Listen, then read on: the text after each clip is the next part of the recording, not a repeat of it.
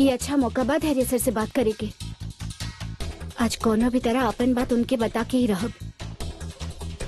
धैर्य सर सुनी ना, हमके रवा से बहुत जरूरी बात करे के बा।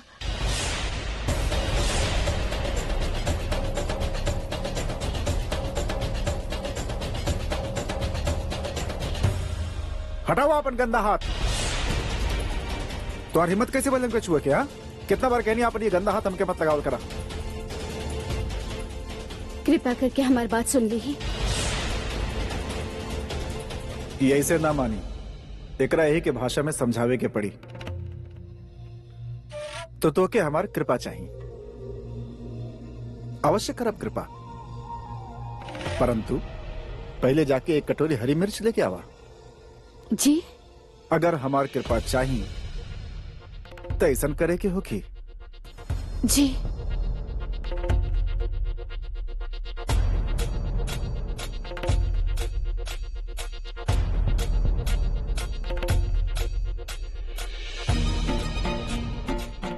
तो तोहरा एगो आवश्यक बात करे के बा। जी परंतु पहले ये मिर्च के सेवन के अपन जीव स्पष्ट करा, ओकरा पश्चात हम तोहार बात अवश्य सुनब।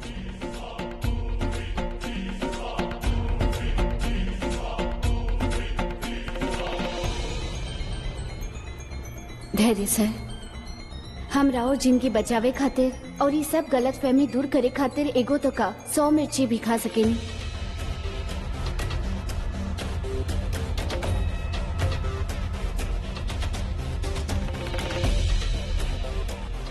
जय संतोषी माँ। तोरा के एकर आवश्यकता पड़ी।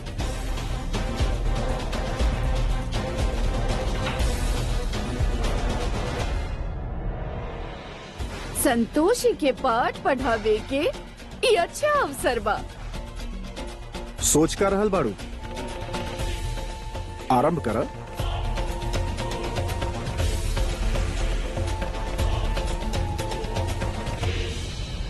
संतोषी, ये खीर हम तोहरा खातिर लाइल बानी।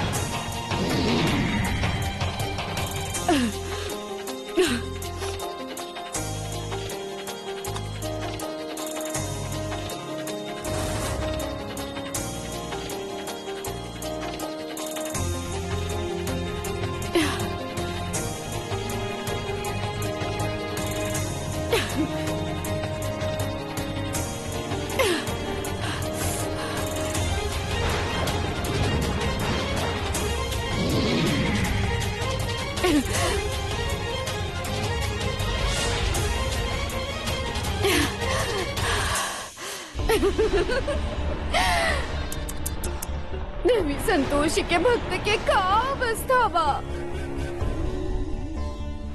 और करा जय जयकार देवी संतोषी के, और नाम ला देवी संतोषी के। अब देखिए हम तो के एक प्रकार प्रताड़ित करब कि तुहार जीवा की उस स्थिति ही ना रही कि तू देवी संतोषी के नाम भी ले पाव।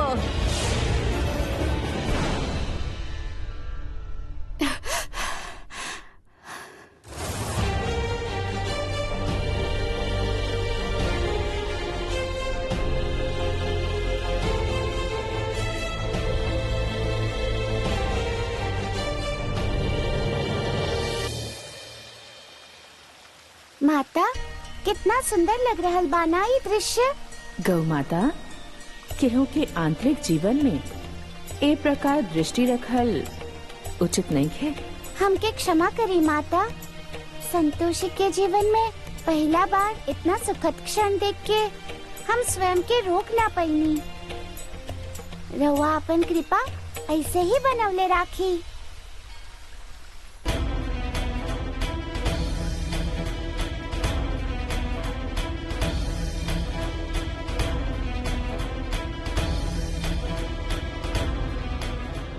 अब हमरा सामने जबान खोले से पहले 10 बार सोची।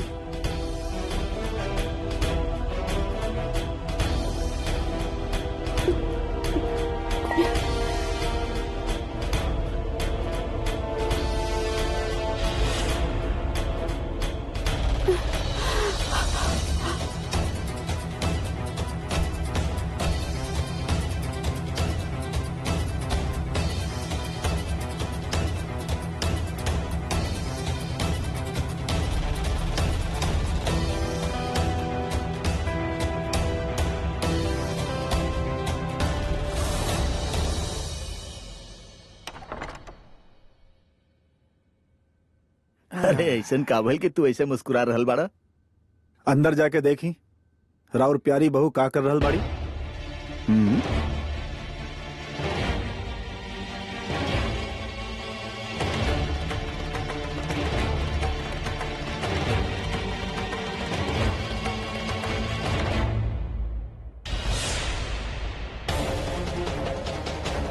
संतोषी,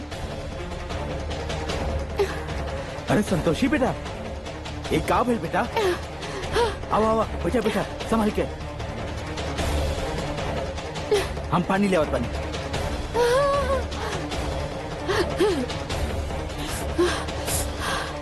ला बेटी पिया पानी।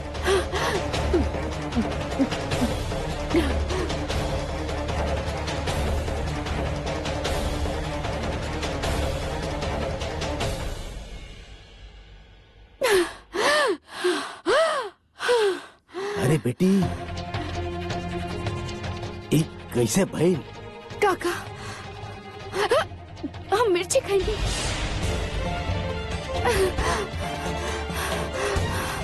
दरअसल छोड़ तू ओकरा के। तू हम क्या ही बतावा, तो के मिर्ची खाए के जरूरत कर रहा। वही तो बता रहल बानी काका, हमके ना बहुत जरूरी बात करे के रहल।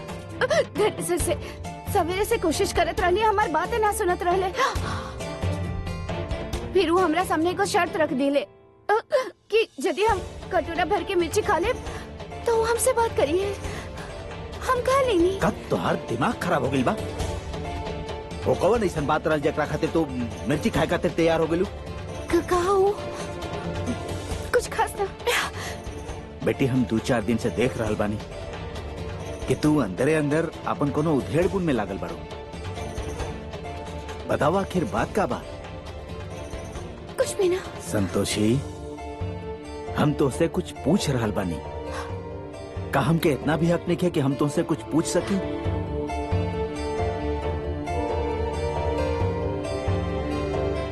ठीक बा, मत बतावा।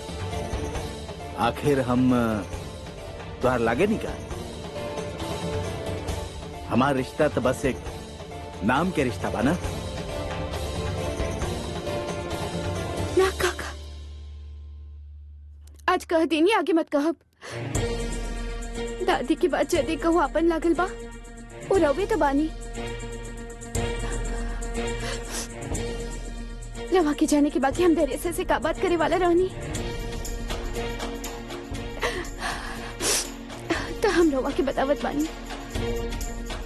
हम काकी कमरा में ओ दिन टीवी देखत रहनी। वैसे ऐसन का बा प्रवचन में काकी? तनी हम भी तो देखी।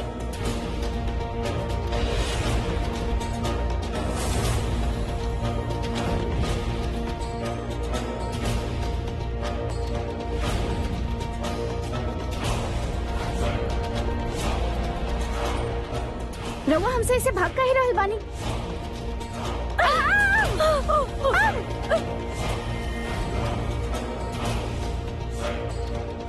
रउआ के नहीं की पता राउर एगो सच से 3-3 जिंदगी बच सकेला। हम रउआ से बेसी कुछ ना कह सकेनी, बस इतने कह सकेनी कि हम रउआ से वो दिन जौन भी कहले वो बस एक नाटक रहल जो हम धैर्य और रिया की शादी के थोड़ी खातिर कहले रहनी। और काका वो लड़की खुद हमके बतैलस कि वो केहू के कहे पर ये सब कहले बिया। अरे बेटी, धैर्य के साथ ऐसा के कर सकेला? तुमके केहू पर शक बा? ना काका, हमके कुछ समझ नहीं क्या रहल। आखिर के कर सकेला ये सब? वो जे के हो भी होखे, अब जान के का होगी?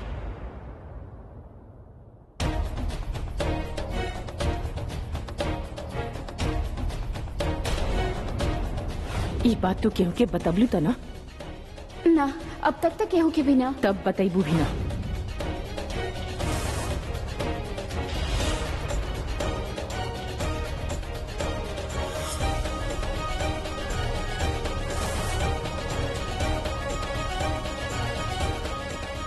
हम तो के मना कैले रहनी ना कि बात केहू के मत बताइया, बाकी तू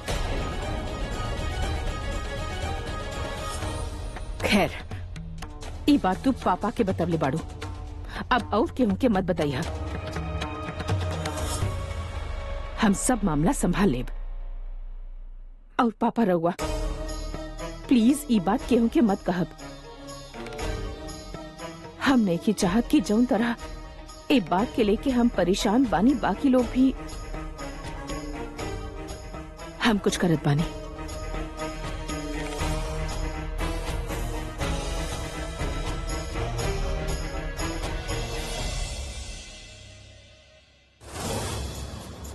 ए लड़की के कौनो भरोसा नहीं है। आज पापा के बतवले बिया, कल के हूँ और के ना बता दे। ऐसे पहले कि ई कुछ करे हमके कुछ करे की पड़ी, ना तो सब मेहनत पर पानी फिर जाए। बेटी, जौन कुछ भी भइल ओके हमने बदल तो सके नहीं ना, बाकी हम इतना जानत बानी कि तुहार साथ ऊपर वाला लिख ले बड़े। बस हमार तो यह प्रार्थना बा, यह दुआ बा कि जल्दी ये सब कुछ ठीक हो जाए और हमार बड़की बहू धैर्य के समझा पावे।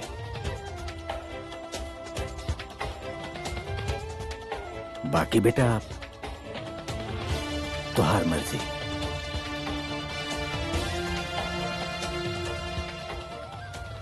संतोषी, याद रखिए बेटा, एको झूठ छुपावे खातिर 100 झूठ बोले के पड़ेला।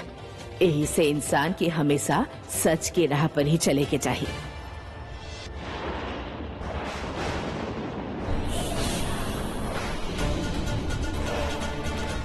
समस्त संसार देवी संतोषी के विस्मृत कर दी ही, और खूब शीघ्र ही देवी संतोषी के नाम लुप्त हो जाई।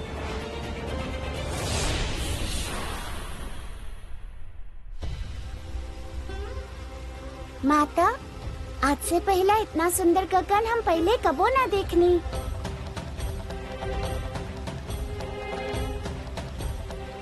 लागत बा ए प्रकार के दृश्य रउआ देख ले बानी। ऐसे रउआ प्रसन्न नहीं खे लग रहल। सत्य कहनी माता रउआ, देवी संतोषी के अब केवल पुष्प ही दिखी। हमनी द्वारा बोल गई शूल से अब वो अज्ञात ही रही हैं। ना ही वो राउर कार्य के देख पाई हैं और ना ही राउर पुत्र के।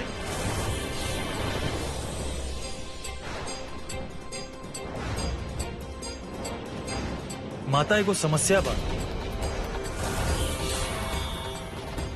माता, मायावी जाल देवी संतोषी के समक्ष अधिक समय तक रखल संभव ना होगी। पुत्र, हमनी की चाल तब तक चले के बा जब तक देवी संतोषी के समस्त भक्त समाप्त ना हो जास। देवी संतोषी के छवि स्वार्थी और अभिमानी देवी के रूप में व्याप्त होके के चाहिए, तबे हमारा उद्देश्य संपन्न होगी। माता, एकरा खातिर हमनी के देवी संतोषी के शक्ति स्रोत अर्थात गणपति द्वारा दिहल गई अंकुश प्राप्त करे के होगी। ऐसा करे से हमनी देवी संतोषी के शक्ति के निर्बल कर पाई। एक बार हमनी के वो अंकुश प्राप्त हो गई तो देवी संतोषी अपन दिव्य दृष्टि खो दी है और अपन भक्तन के सहायता ना कर पाई हैं। तो जौन करे के चाहत बाड़ा करा पुत्र, किंतु हमार उद्देश्य के संपन्न करा। तू हमार पुत्र बड़, हमार अंश बड़, अपन माता खातिर इतना भी ना करब। माता राउर पुत्र के जन्म राउर कार्य के पूर्ण करे खातिर भइल बा और हम एक कार्य के सिद्ध करके ही रहब। देवी संतोषी, रउआ हमके विवश कर देले बानी कि हम अपन समस्त शक्ति के प्रयोग करी। अब रउआ स्वयं देखब कि विजय के कर होखत बा। ठीक बा धैर्य, जितना जल्दी हो सके आजा। तू यहाँ का कर रहल बाड़ू? मधु मैडम, हमके लागत बा कि हमें धैर्य सर के सच बता देवे के चाहिए। झूठ के बुनियाद पर कबो सच्चा रिश्ता ना टिकेला। हो सकेला धैर्य सर के सच जान के बुरा लागे, बाकी जौन दिन उनके ही पता चली कि एगो झूठ की वजह से उनकर और रिया मैडम के रिश्ता ना हो सके तो उनके बहुत बुरा लागी और उनसे बेसी तकलीफ हमके होगी। हम तो मर ही जाई भी सोच सोच के कि सच जानत भी हम धैर्य सर के ना बतावनी। तू जाने लो संतोषी, इस सच के परिणाम का होगी?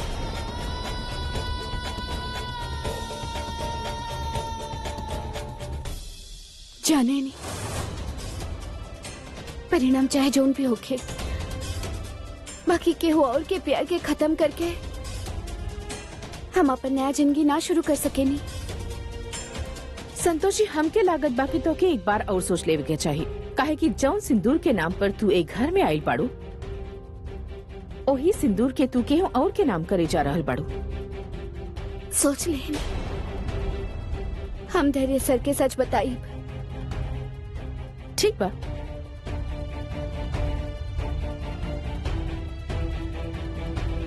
कहाँ पहुँचला धैर्य? सुना, सबसे पहले तू हमार कमरा में आई है। ओके,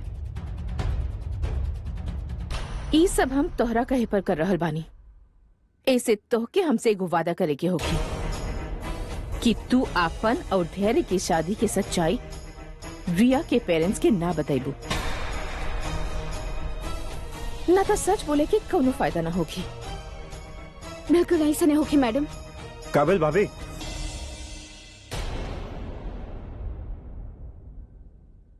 आज फिर कोनो ड्रामा के लसी जो हमरा आधा रास्ता से बुला लेनी। ना धैर्य, ई लड़की आज जौन कैले बिया वो तू सोच ना सकेला।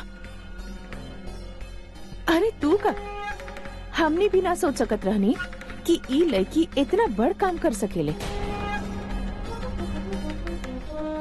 भाभी रवा का बोला नहीं, मतलब सब कुछ ठीक बा ना?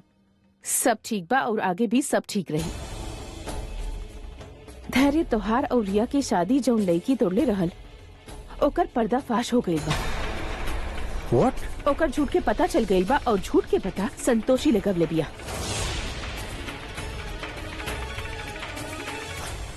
संतोषी जी, दरअसल एक दिन हम ओ लइका और जिंदगी बर्बाद कर दी। हम ओकर बच्चा के माँ बने वाला मानी। हमार धैर्य ऐसा ना कर सकेला। रवा के बारे में धैर्य सर से एक बार बात करे के चाहिए। हम रउआ से ओ दिन जौन भी कहले ओ बस एगो नाटक रहल जौन हम धैर्य और रिया के शादी तोड़े खातिर कइले रहनी। हमेशा तुम्हारा आदत बना और स्मार्ट बने के फिर से उहे कह लो तू। ई का कह रहल बाड़ा धैर्य तू? संतोषी तो तोहार भलाई खातिर सच के पता लगवले बिया। भाभी लड़की कभी केहू के अच्छा सोचे ना सकेले और वो एकर बात मानता नहीं। ई जे कदम कदम पर हमनी के धोखा ही देले बा। संतोषी ओ लड़कन में से बाड़ी जे अपन फायदा खातिर कुछ भी कर सकेली और हमरा पूरा यकीन बा भाभी कि एकरा पीछे एकर कोनो न कोनो चाल होगी। हम चाल नहीं के चल रहा धैर्य सर। Shut up you. हम चाल काहे चलब धैर्य सर? धैर्य सर, हमारी बात पर विश्वास करी, हम सच कर रहे ना हैं। करे एक बात तुम्हारा विश्वास। हम सवेरे रवा से ये बात करे आयल रहनी, बाकी रवा हमारी बात ही नहीं की सुन रहा है। हमके मिर्चा खिया के पता ना कहाँ चल गई नहीं।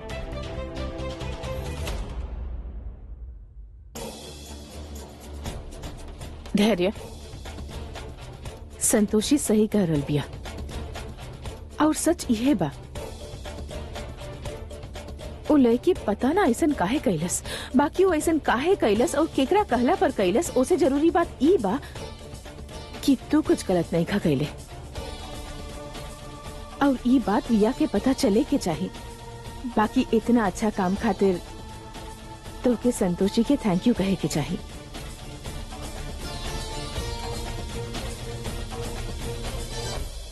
अरे हाँ, हम रिया और ओकर पेरेंट्स के रात के खाना पर बुलवले बानी। आमने सामने खुल के बात भी हो जाए और हम तोहार और रिया के रिश्ता के बात कर सकब। लेकिन भाभी, हमरा संतोषी पर 1% भी भरोसा नहीं खे। बाकी यदि रउआ कह रहल बानी तब सही होखी। कहे के मन तो ना कर रहल बा, लेकिन हम अपन रिया खातिर इतना तो कर सकेला। थैंक यू संतोषी।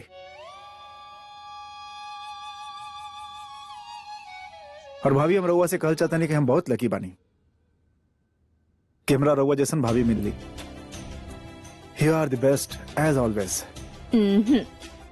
बाकी ई खुशी तो के संतोषी देले बिया।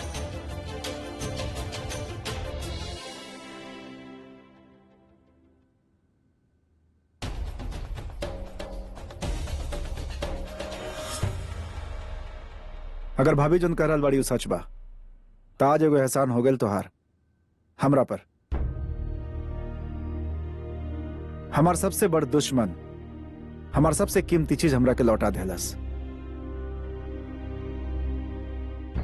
ऐसे थैंक यू फिर से।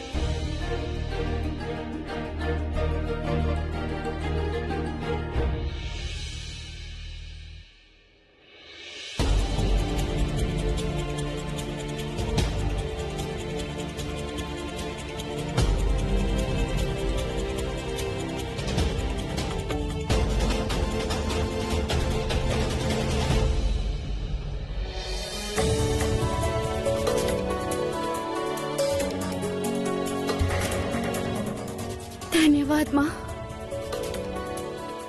हमके सही राह दिखावे खातिर और हमके हिम्मत देवे खातिर बहुत बहुत धन्यवाद।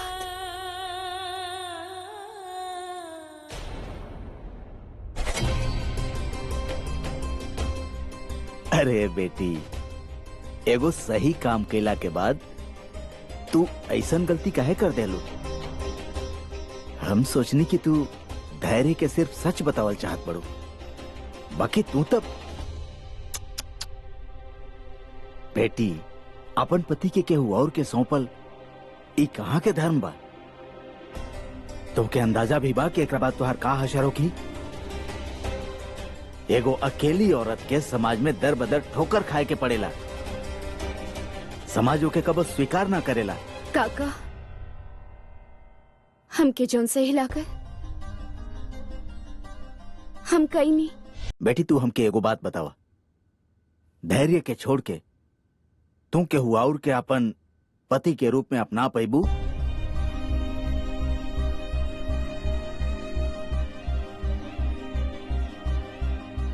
बेटी, हम जानत बानी कि तोहरा और धैर्य के बीच कोनो प्यार नहीं खे। बाकी बेटी तुहार माथा पर ओकरा नाम के सिंदूर तबा। हाँ काका, हमार मांग में धैर्य सर के नाम के सिंदूर बा और हम जीवन भर एकर सम्मान करब। बाकी एको सच ई भी बा, हम अपना खातिर धैर्य सर की खुशी के गला ना घोट सकेनी। काका, पति के खुशी के ध्यान रखल पत्नी के धर्म होखेला और हम बस वही पत्नी धर्म के निभावले बानी। और रहल सवाल हमार, तो रउआ लोग बानी ना, रवा लोग की सेवा करत करत जिंदगी निकल जाए और रवा ऐसे चिंता मत करी। हमार संतोषी माँ बाड़ी ना हमके कोनो ना कोनो रास्ता जरूर दिखाई है। देखा सब कुछ अच्छा होगी। बेटी अब हर बात के जवाब बा तुम्हारा पास। अब हम कैसे समझाएं तो के?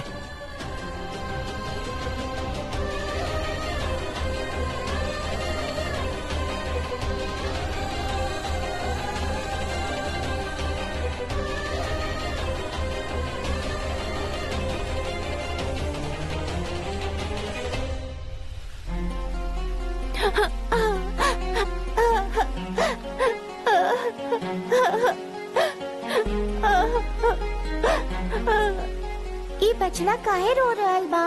हमके के शांत करे के चाहिए, अन्यथा माता के ध्यान भंग हो जाई।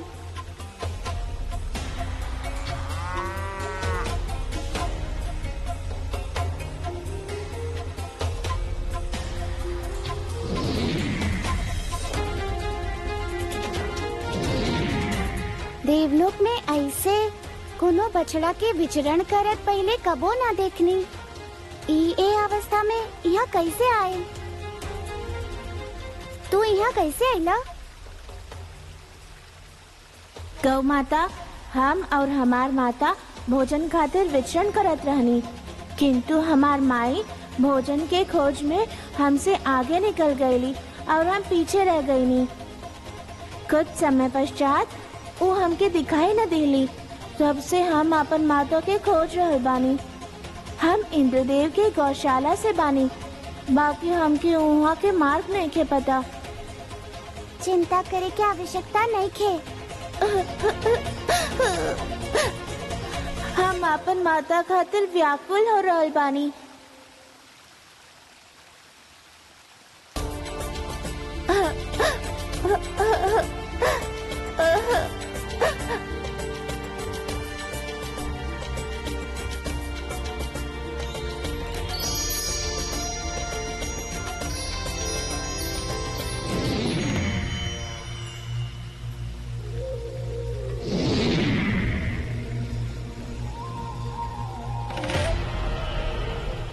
जब तक हम अपन कार्य पूर्ण नहीं कर ले तब तक रउआ हमरे रूप में रहब।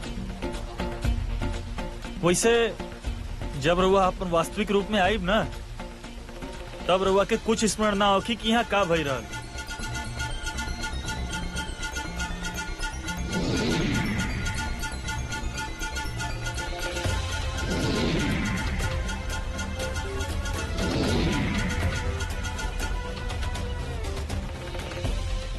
लागत बा देवी संतोषी गहरा ध्यान में बाड़ी, यह समय उचित रही।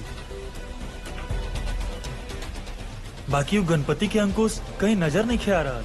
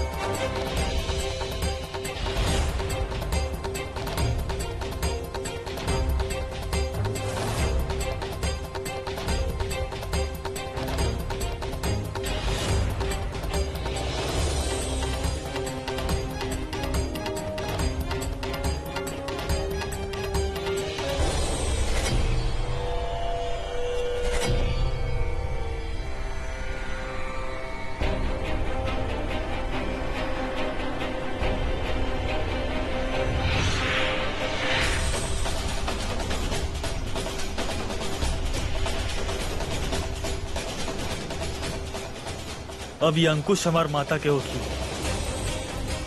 माता के देख के अत्यंत प्रसन्न हो जाई हैं।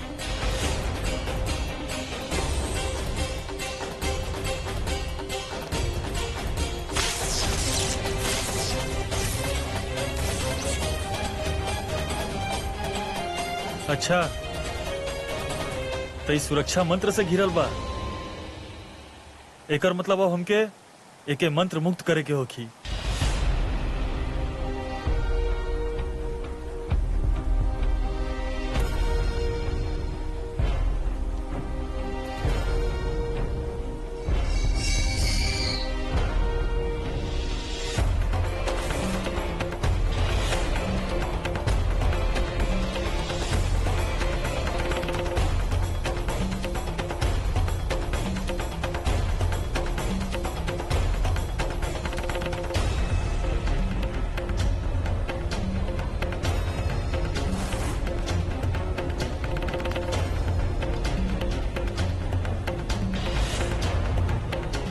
अंकुश के ना देख के केहू के आशंका ना होके, यही से अंकुश के प्रति छवि रख देत बानी।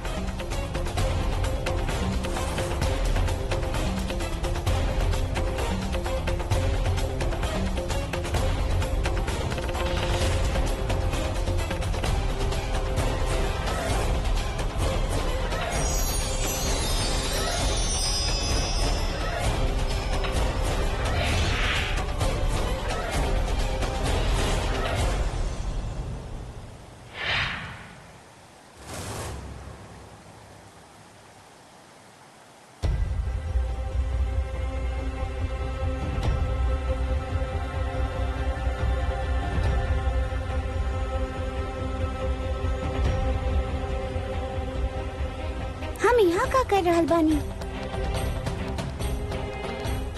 हो सकेला निंद्रा में भ्रमण करत आ गइल होखी।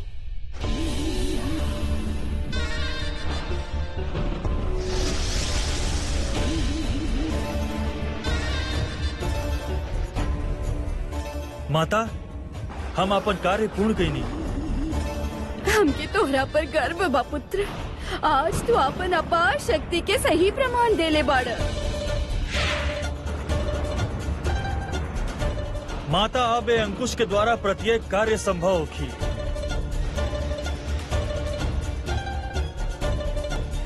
देवी संतोषी बहुत महान बनेनी ना रउआ। तब हम भी देखब कि रउआ अपन भक्तन तक कैसे पहुँचत बानी, कैसे उनका सहायता करत बानी। रउआ के तक याद भी नहीं खे देवी संतोषी कि वास्तविकता रउआ से ओझल हो चुकल बा।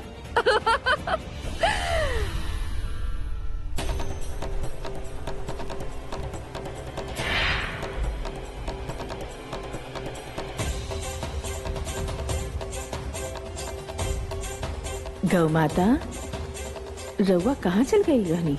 माता, संभवतः निद्रा में भ्रमण करत कोनो दूसर स्थान पर पहुँच गए रहनी।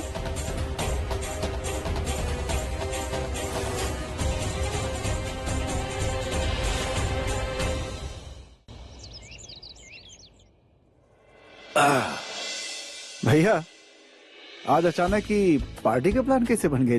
पता ना, मधु इनवाइट कैले बाड़ी सबके, तो कुछ सोच के कैले होखी। अभी तक घर में इतना बड़ फंक्शन भइल बा, फिर सब करे के का जरूरत रहे? देखो सरप्राइज बस सबका खातिर। पता चली तो बहुत मजा आई।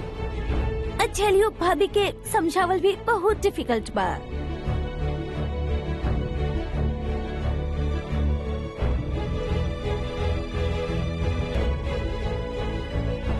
रिया,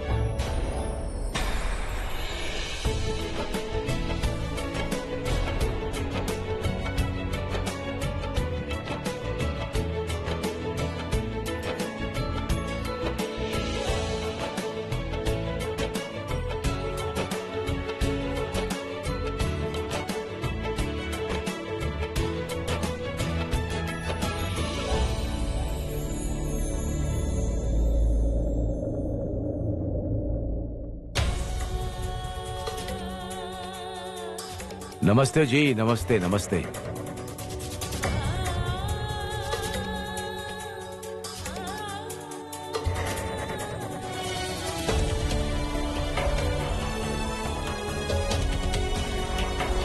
Thank God you're back. I really missed you. I miss you too.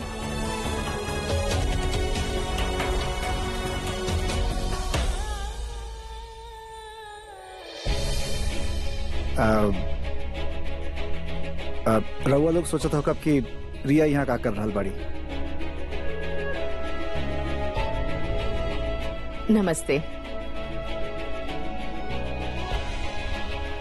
तो हम रउआ लोगन के एगो सच बतावल चाहता नहीं, और वो सच ही बाकी जौना लड़की के कारण हमनी के शादी टूटल रहल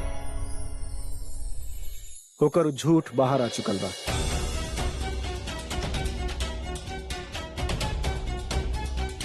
हमरा पता चल गई बा कि वो लड़की जानबूझ के हमनी के शादी तोड़ ले रहे।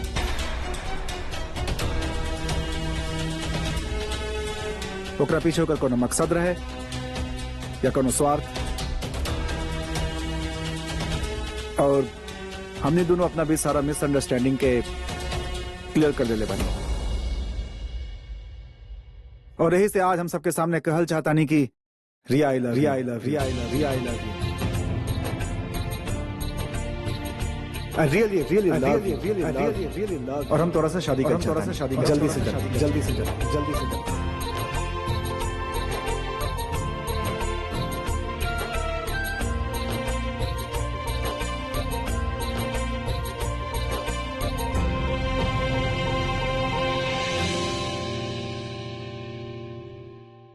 धैर्य, आई एम रियली सॉरी। मतलब हम बिना सोचले समझले तोरा पर शक कईनी, और मतलब यदि ई हमके डाउट रहल त हमके तो से बात कर लेवे के चाहत रहल, बट हम ओवर रिएक्ट कर लेनी। I am really sorry. In fact हमके रउआ सबके सॉरी बोले के चाहिए। I am so sorry.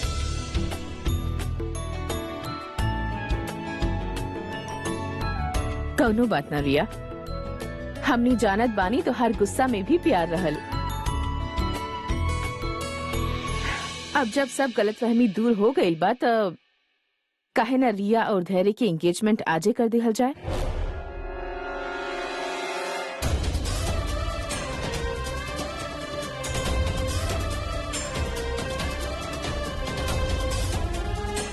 वैसे भी इस शुभ काम में बहुत देर हो चुकल बा। काहे प्रताप? हाँ हाँ बिल्कुल, वाई नॉट मधु।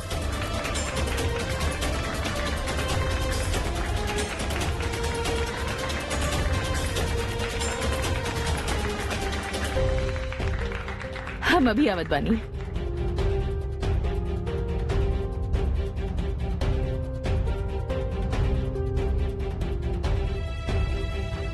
इलरिया, धैर्य के रिंग पहना दा।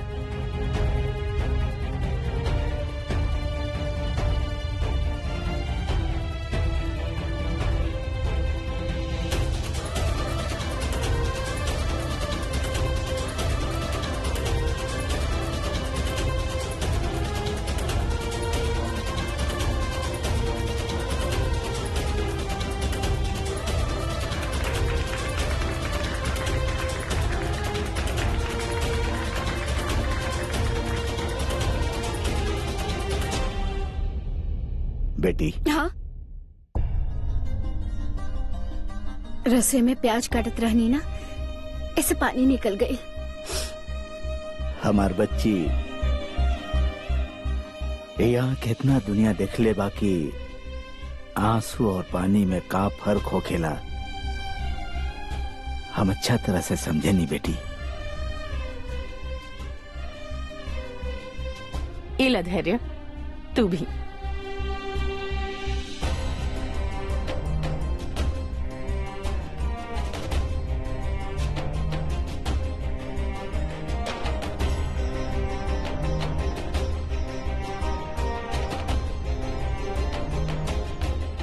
आज तो बहुत मजा आने वाला बा।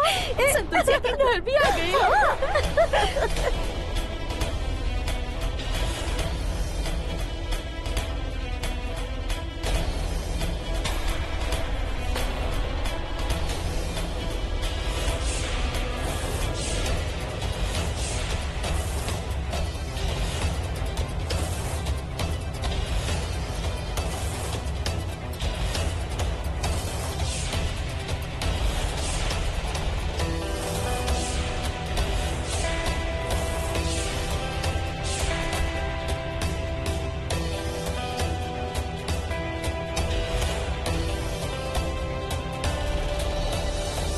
दादी, तो के हमसे एगो वादा करे के होगी कि तू आपन और धैर्य की शादी की सच्चाई रिया के पेरेंट्स के ना बतेबू।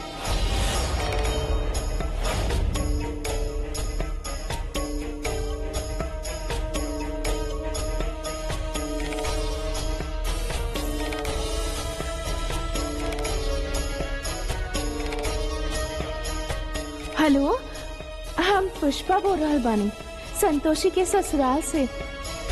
मैडम रउआ सबके रात के खाना पर बुलवले बाड़ी। नमस्ते। ई हमार घर बा संतोषी, यहाँ पर हवा भी हमार मर्जी से चलेला, फिर तू अपन मनमानी कैसे कर सकेलू? अब देखा का तमाशा होगी। एक घर में तो तू जबरदस्ती आयल रहलू, बाकी यहाँ से विदाई तबे होगी जब हम चाहब।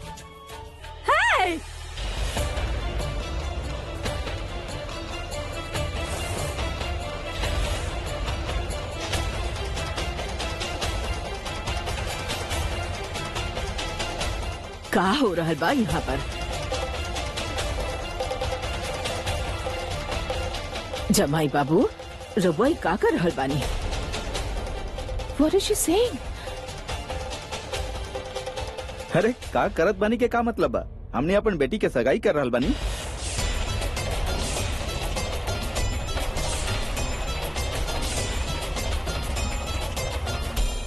जेकर पहले एगो बेबी होखे उ दूसर सगाई कैसे कर सकेला?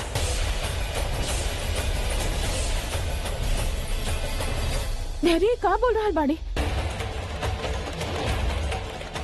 हे भगवान, दादी और वी लोग यहाँ कैसे आ गए? यदि ये लोग के पता चल गए कि यहाँ धैर्य सर और रिया मैडम की सगाई हो रहा है, बात सब गड़बड़ हो जाई। हम के दादी के कोनो भी तरह रोके के होके। दादी, रवा लोग ऐसे अचानक यहाँ अंदर आई ना, अंदर बैठ के बात करी जाए। यहाँ बिना वजह की गलत फहमी हो रहल बा। अरे गलत फहमी कैसन संतोषी? हम अपन आँख से देख रहल बानी, हमार जमाई बाबू केहू और से सगाई कर रहल बाड़े,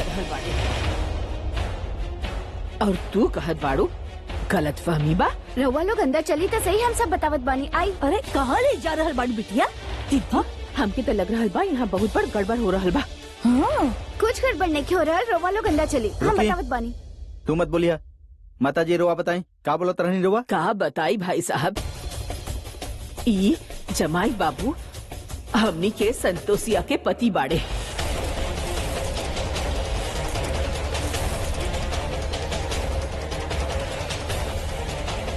एक खुद संतोषिया से शादी कैले बाड़े।